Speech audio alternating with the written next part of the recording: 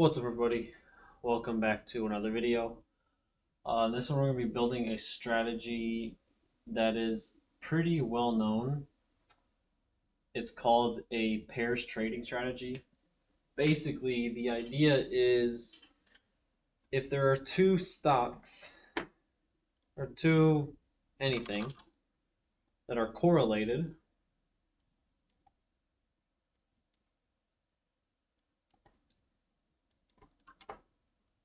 right? Let's say whatever, instrument one looks like that. Then the second instrument looks like that, right? They're similar, but what you can do is pairs trading is basically you plot the difference between the two. So in this case, it'd be pretty flat, and then one is going higher than the other, and it kind of moves like this, and then evens out a little bit. So this is the difference. If you take this, right, say this is 100, say this is 98, then the difference, right, at this point is going to be 2. And so what you can do is once you have the difference between the two, you can do a standard deviation or like Bollinger Bands of that. And then when we're above, right, you're going to buy one asset and sell the other. So the reason for that is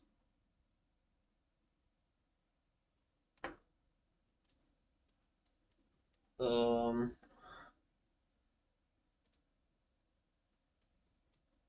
do I do? Oops.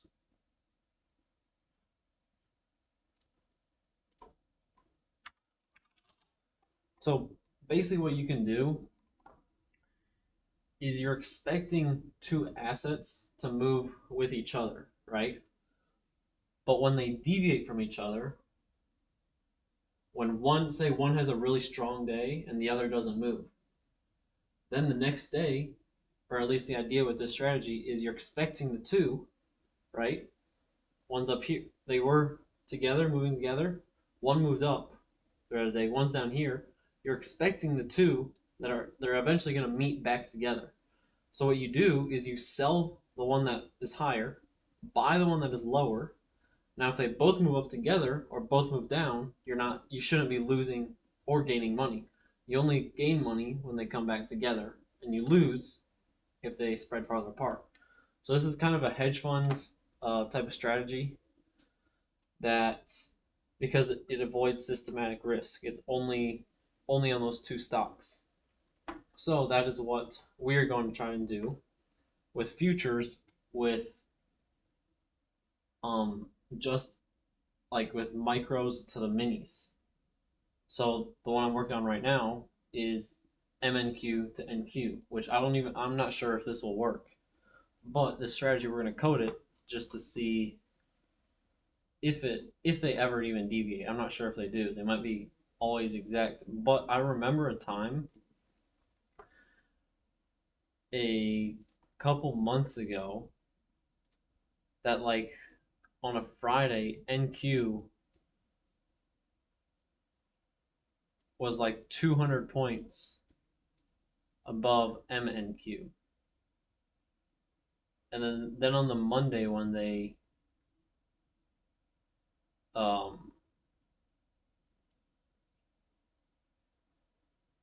then on Monday they kind of came back together. So that would have been a perfect opportunity.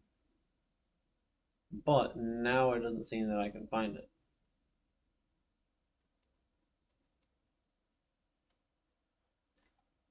So I don't know. We'll see.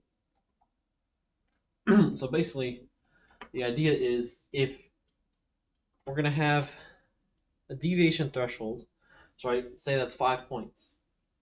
So if NQ is ever 5 points above MNQ, right, which isn't supposed to happen often, we're going to sell one contract of NQ and buy 10 contracts of MNQ.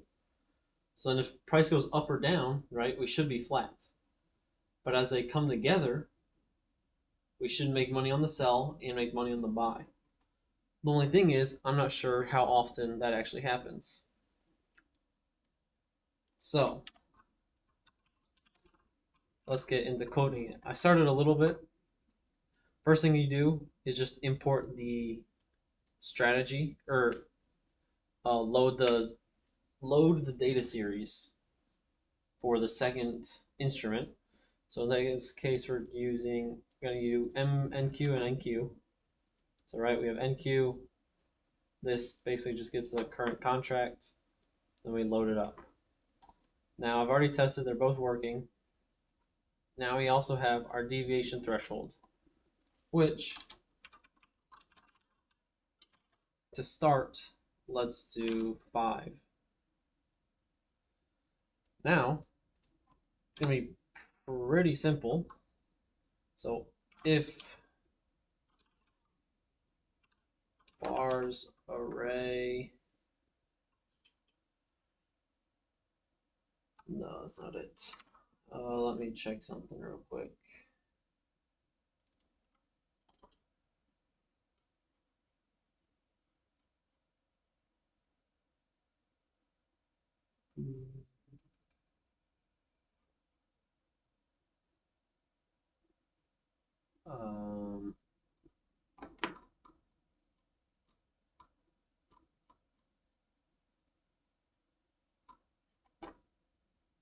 Why can't I find it?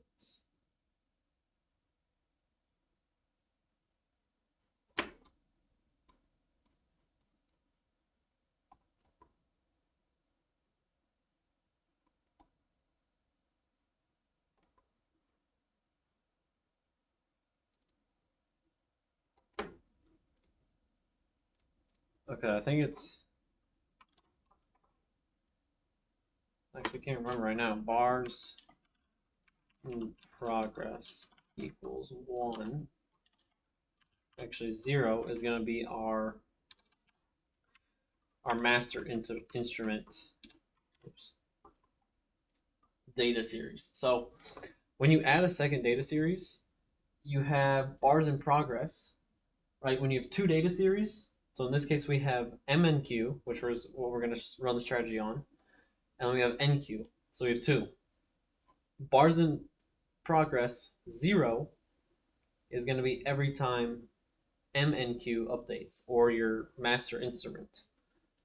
Bars in progress 1 is going to be every time your secondary data series runs. And so keep in mind, with 2 instruments, 2 data series, say you have a 1 minute and a 5 minute. Every 1 minute, on-bar update is going to run with bars in progress set to 0, if that's your master instrument. If the 5 minute is your secondary data series, then every 5 minutes, your on-bar update is going to run with bars in progress equal to 2. So keep in mind, every 5-minute intervals, you're going to be running on-bar update twice. Once for the 1 minute, once for the 5 minutes. So that's something that is a little hard to work around when you first start, but once you get it, then it makes sense. You just need to add this to filter which on-bar updates you actually want to calculate from. So we're going to do double difference equals, we're going to take closes 0 of the most recent, no, yeah, closes 0, 0 minus closes 1, 0. So what this is doing is, the closes means we're accessing multiple data series. The 0 is, again, like the bars in progress 0. The closes 1 is, also taking the close of the added data series of the last bar. So we also want to get the absolute value, because we just want the difference. We don't care if it's positive or negative. Then if difference is greater than defres, change this to a double, then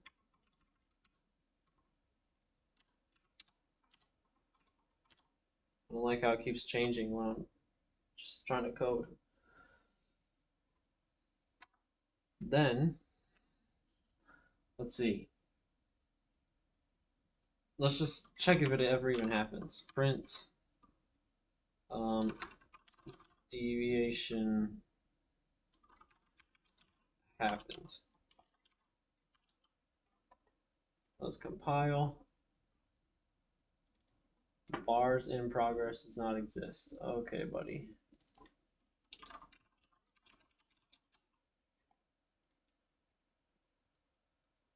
So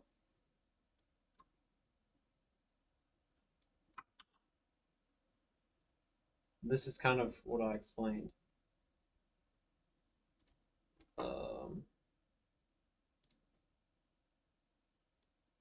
Oh, bars in progress. All right. Now, let's test that out. So I'm going to remove it. Indicators, I'll get rid of that. Strategies. Instrument pair trading. Enable, apply. Okay, so we got it twice. And this is based on just the last few days.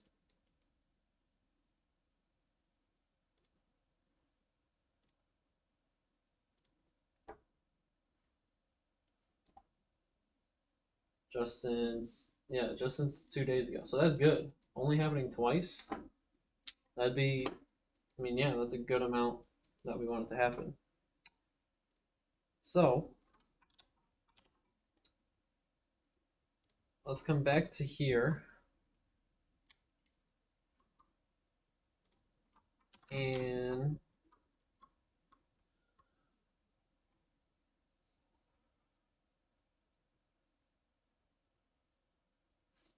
now we just have to code. So our deviation is greater, then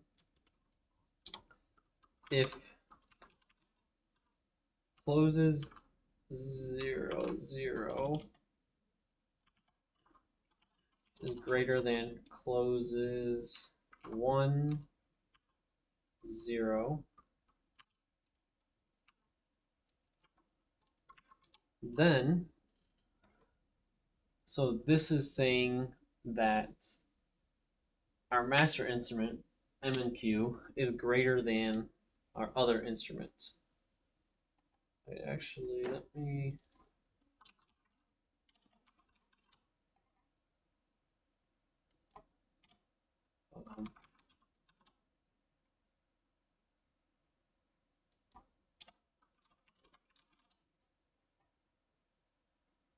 why... What would it be called?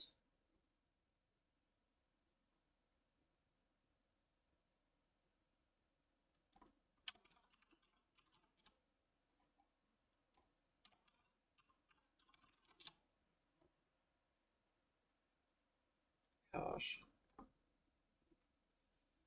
All right. Well, I think this is correct. Actually, no. We do need to test it because we won't know just based off the price because they're going to be very similar.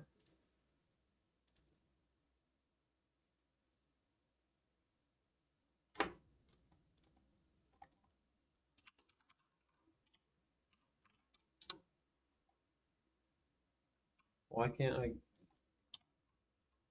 Um.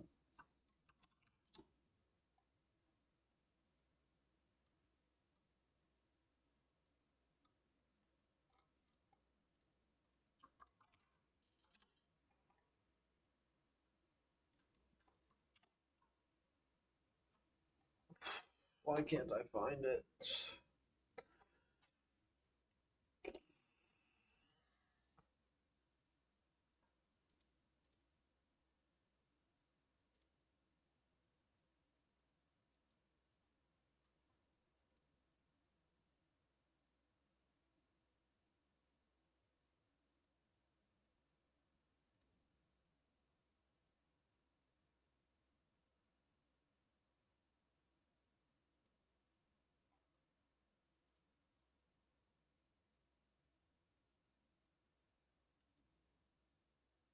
Okay, here we go.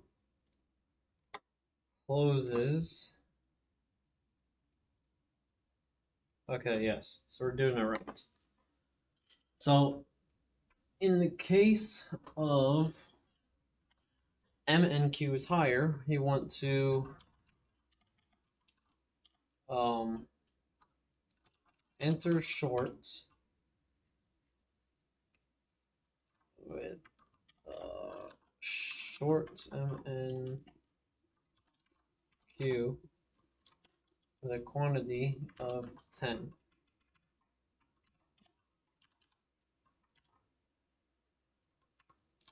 And we're going to enter long NQ. Else, we're going to do enter long NQ. Oh.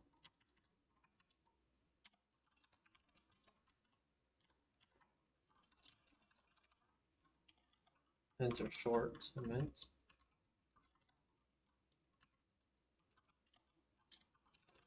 And enter long M and Q. Then that is going to be our entry. Now, if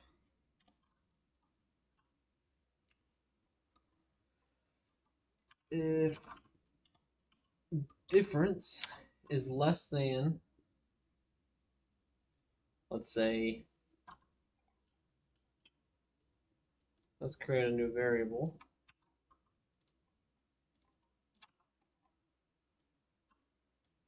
This will be close threshold, and we'll set as 1. If difference is less than close threshold, then we exit long, exit short. All right, let's compile that and see what we get.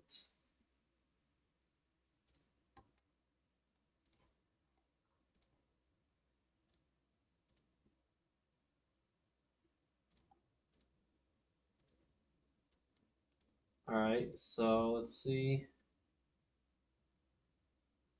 We sold NQ. Okay, I know it's wrong.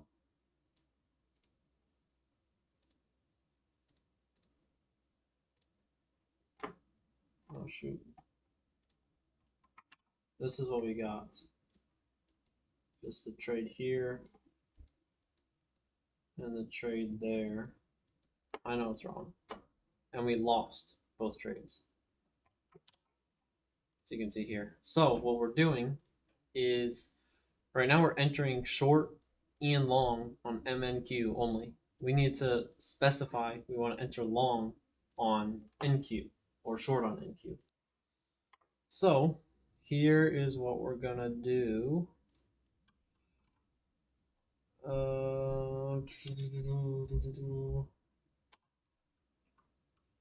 Okay, see, here we have the int bars in progress index. It's exactly what we need. So NQ by default is index 1, but for MNQ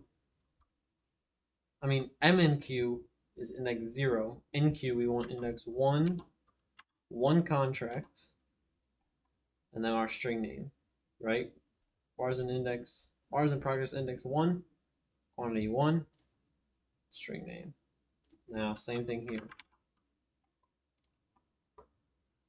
Nope, wait. No.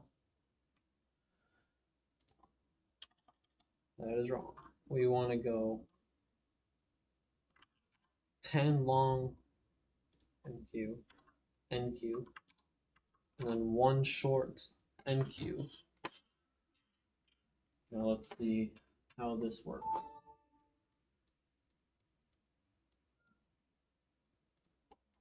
Are we in a position? Alright, so, well. Oh, we just went short NQ just now. Well, close that. Alright, so let's see. Okay, so here we made a little profit. Here we lost. Oops.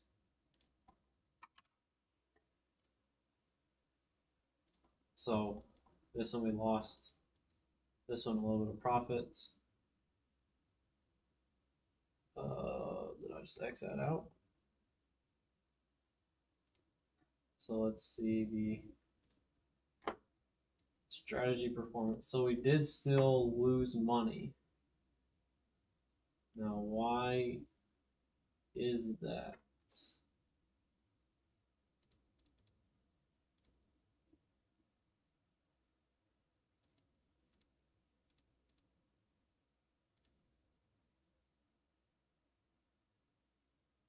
Okay. So as you can tell, look, from our MNQ, we're exiting when we should. But oh, actually, I don't like this. Wait. Yeah, see our entries are both right at market close.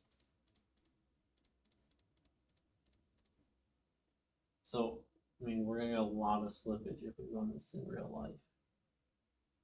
And that's why they're entering the trade. Okay, but let's change the code so that we exit NQ as well. So let's see, can we put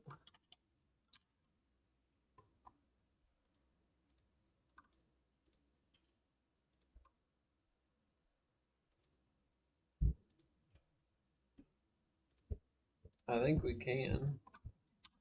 Let's see if this works.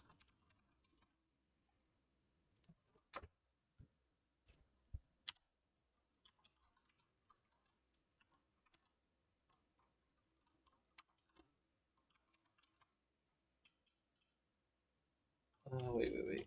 I want to exit shorts MNQ. You want to exit long MNQ.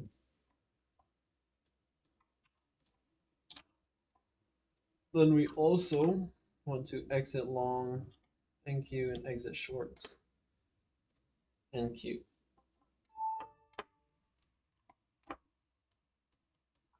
Okay, so we just bought 10. Let's see. Okay, and we are in a short NQ. So as they come together, they should be profitable. But see, like right now is a good time to trade. Okay, so see, I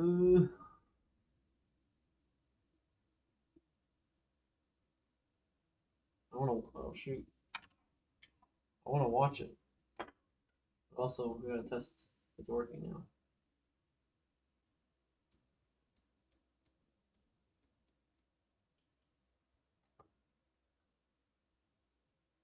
Okay, so as you can see from these two, right, as the market moves up or down together, right, we're staying pretty near each other. So even though one's down 100, as that one loses more, the other one gains more. Okay, and boom, we just closed. Now let's see. We lost 125. I don't know about that. Oh, we're still in the cell? Right, exactly, because we haven't added our new code. Makes sense. So I'm not sure what that means. Now let's enable.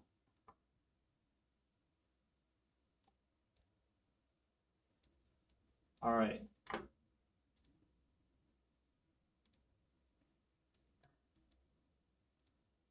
Now let's look at the still got the same.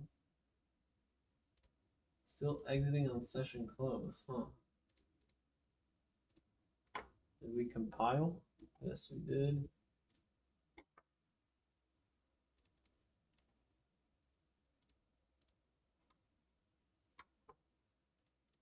I'm gonna add it here.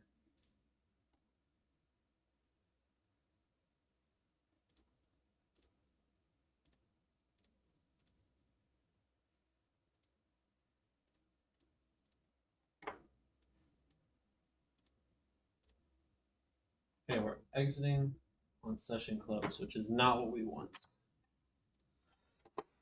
So this did not work.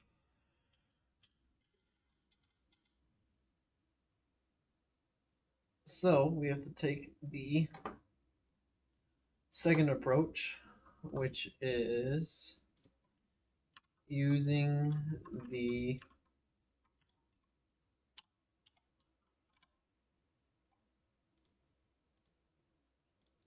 we need this one. So exit long, we're going to want 1, 1, and then we'll just do long NQ for both.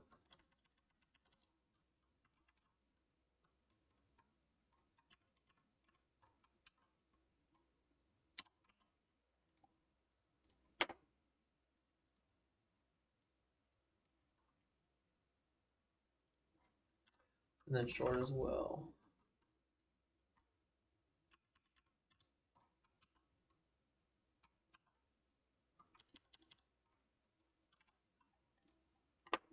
Okay. So now it knows which data series to exit on, which actually, yeah, that does make sense, right? It needs to know which instrument to exit. So it kind of makes sense that that did not work. But now,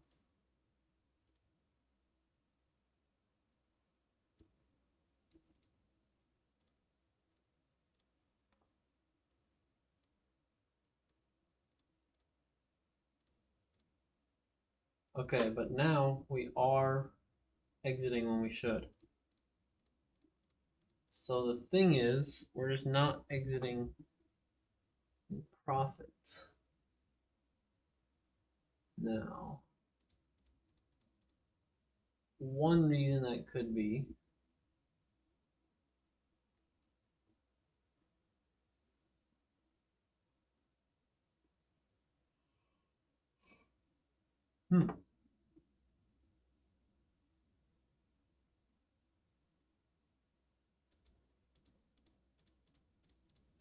okay, one reason is look at our entry prices, right? In theory, they should be more than 5 apart. In these cases, they're 0.75, 2.25.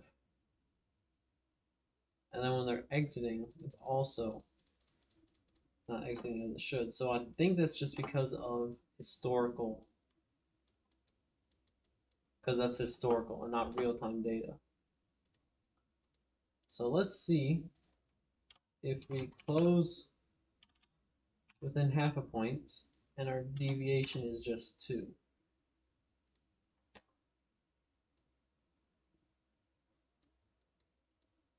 let's also, we want to run this on each tick. No, on price change.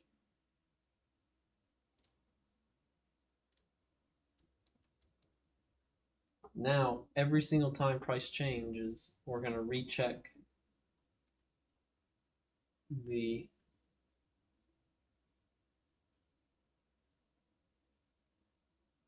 yeah. So yeah, I think I'm just gonna ignore the historical data for now. The historical backtests. Okay, here we're a lot closer. And we're losing because of commission, right? Which makes sense because if we're only gaining $10 per trade, right, commission is gonna have a much higher effect than if we're gaining, you know, $50 per trade.